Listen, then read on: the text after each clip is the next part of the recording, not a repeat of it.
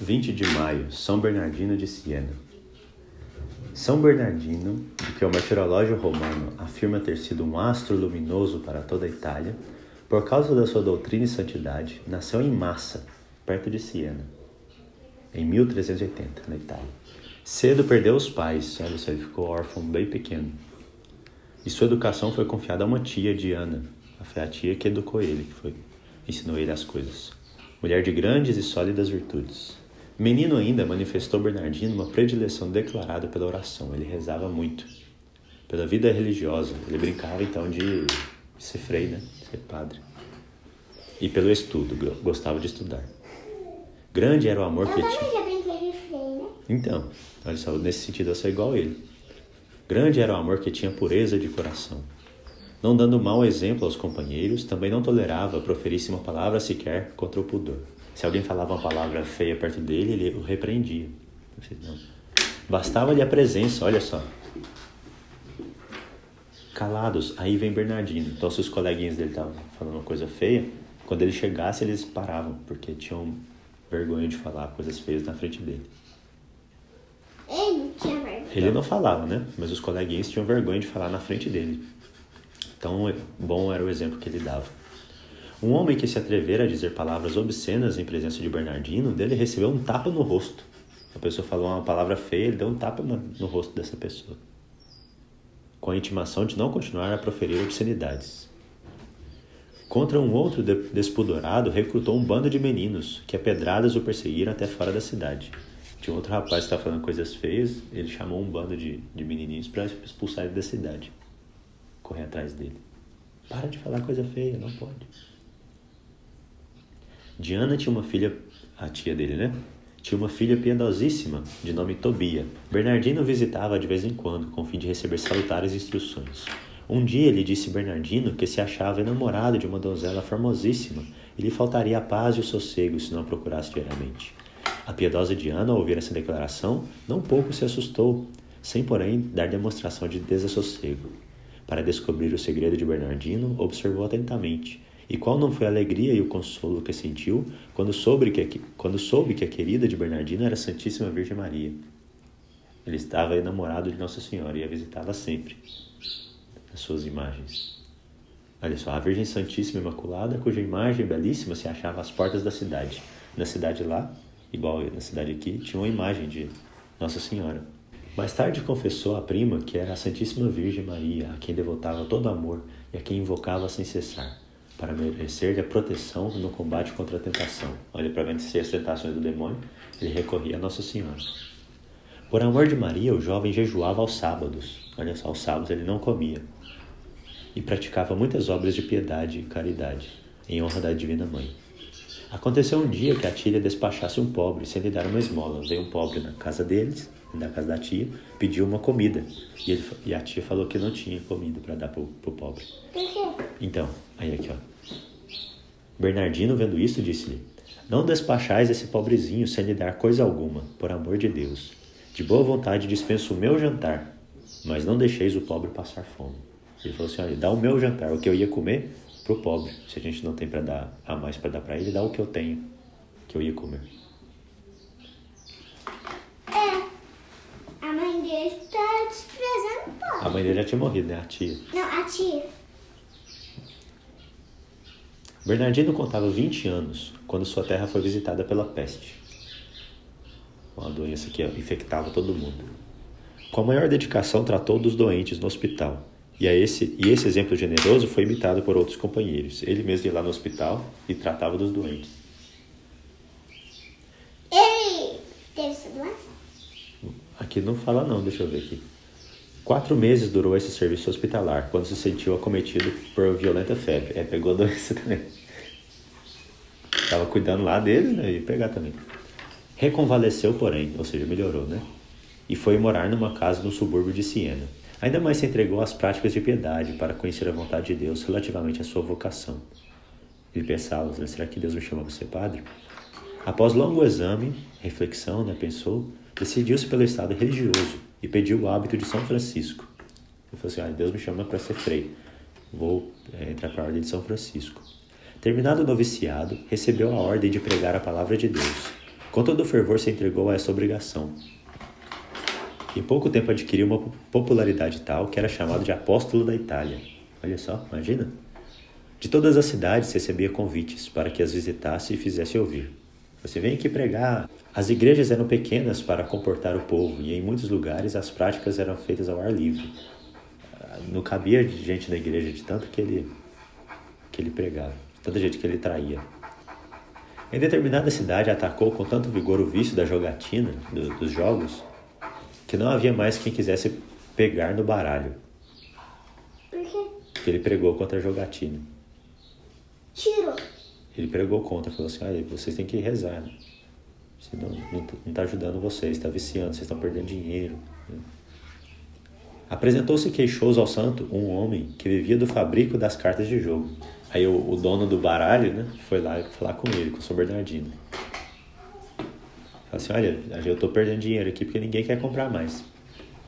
Bernardino, consolando-o, recomendou-lhe que fabricasse santinhos e objetos de devoção. Aí São Bernardino falou, olha, se não está vendendo baralho, fabrica santinho para vender. Do que foi atendido, e o homem, em vez de continuar queixoso, muito lhe agradeceu o bom conselho, pois muito maior lhe foi em seguida o lucro com a venda desses artigos. Ele ficou mais rico vendendo santinho do que com baralho. Também na própria ordem foi grande o bem que Bernardino fez pelas prédicas, pelas pregações que ele fazia, né?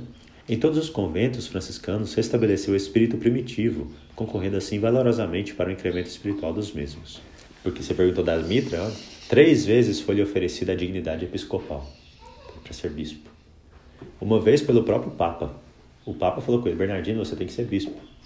Bernardino, porém, se negou a aceitá-la, alegando que esperava fazer maior bem no apostolado da pregação. Mais de uma vez foi acusado de ter espalhado ideias heréticas. Falaram que ele estava errado. Aí. O Papa Martinho V, tendo dado crédito àquelas acusações, cassou-lhe a faculdade de pregador. Alguém fez fofoca e falou assim, olha, Papa, sua santidade, o Bernardino está pregando heresia, está falando coisa errada, falando contra, sei lá, Nossa Senhora. E aí o Papa proibiu ele de pregar. Falei, olha, então proíba ele de pregar, não pode falar coisa errada. O humilde frade, São Bernardino, sujeitou-se sem protesto, não contestou. Apesar dele não estar falando coisa errada, ele não protestou. Sujeitou-se sem protesto a essa ordem duríssima, que pouco depois foi anulada devido a melhores informações fornecidas ao Papa. Ele esperou que Deus o ajudasse. Olha, o Papa foi e viu que ele não estava falando coisa errada e restabeleceu a pregação. Inimigos surgiram-lhe nas pessoas daqueles que mais se sentiram melindrados pelas suas verberações francas e evangélicas. Então as pessoas ficavam incomodadas que ele pregava bem e ia lá fazer fofoca, né, contra o Papa, contra ele e para o Papa. Quando pela primeira vez, em companhia de um irmão leigo, passava pelas ruas de Siena, com a sacola pedindo esmolas, uns meninos mal educados os escarneceram e atiraram-lhe pedras. Ele saiu com um irmão dele, irmão de religião, né? Pedindo esmola, porque eles são franciscanos, né? Franciscano não tem dinheiro, é pobre, né? Faz voto de pobreza. E aí um grupo de meninos começaram a atirar pedra nele. O companheiro... Esses aqui, né? Estão jogando pedra.